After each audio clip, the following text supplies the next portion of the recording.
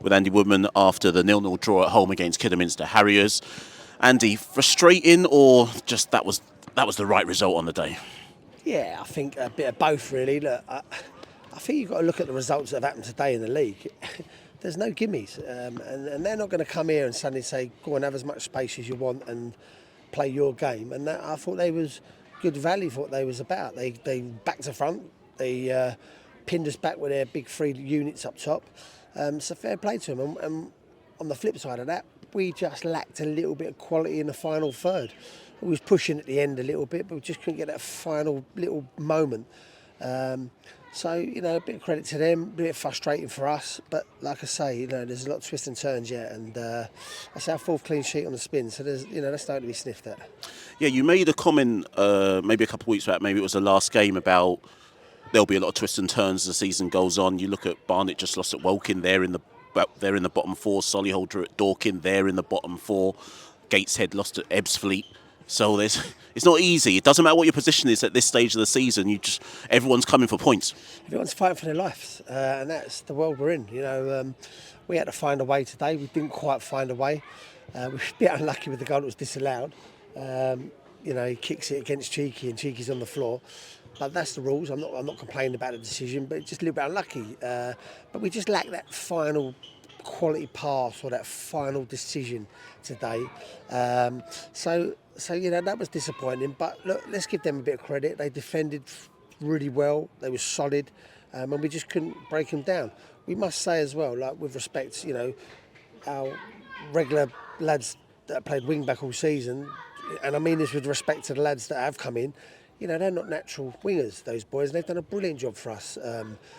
Jude Arthur and Idris. So, that's where we probably just needed to be a little bit more bolder going forward and a little bit off the cuff. Yeah, did you feel, it's interesting you make that point, did you feel like you had, I don't want to call it a lack of options, but you didn't have the variety of options to possibly turn to on the bench? We've got what we've got at the moment. We haven't got, ready replacements in those positions. Kido showed spark. He's not a wing back, he's a winger.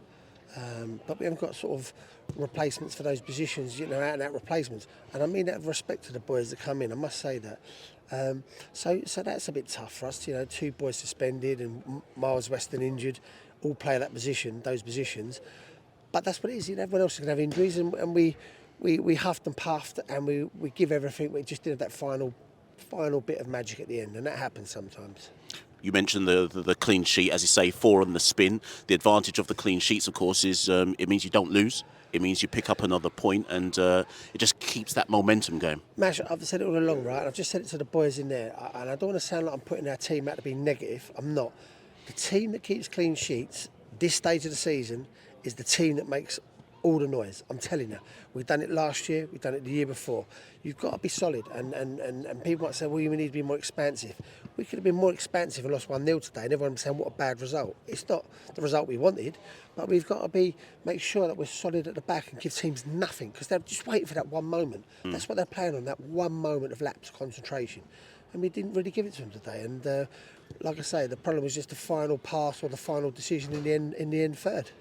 And it doesn't get any easier because York are up next. They're in a similar position to Kidderminster. They beat Aldershot today, and Aldershot have been flying. So again, it shows that you've got to be at the top of your game, no matter who's coming to Hayes Lane or where Bromley are going. Absolutely. Look, I feel like I must say this every week, and the people at home must be bored.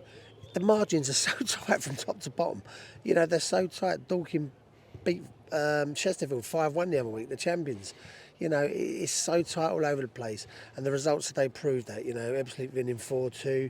I think it was there was another result down there. I think you just mentioned York being Aldershot, yeah. Yeah, there's more twists and turns yet. We just got to make sure we keep our calm, keep our nerve, and just keep picking up the points till the end of the season.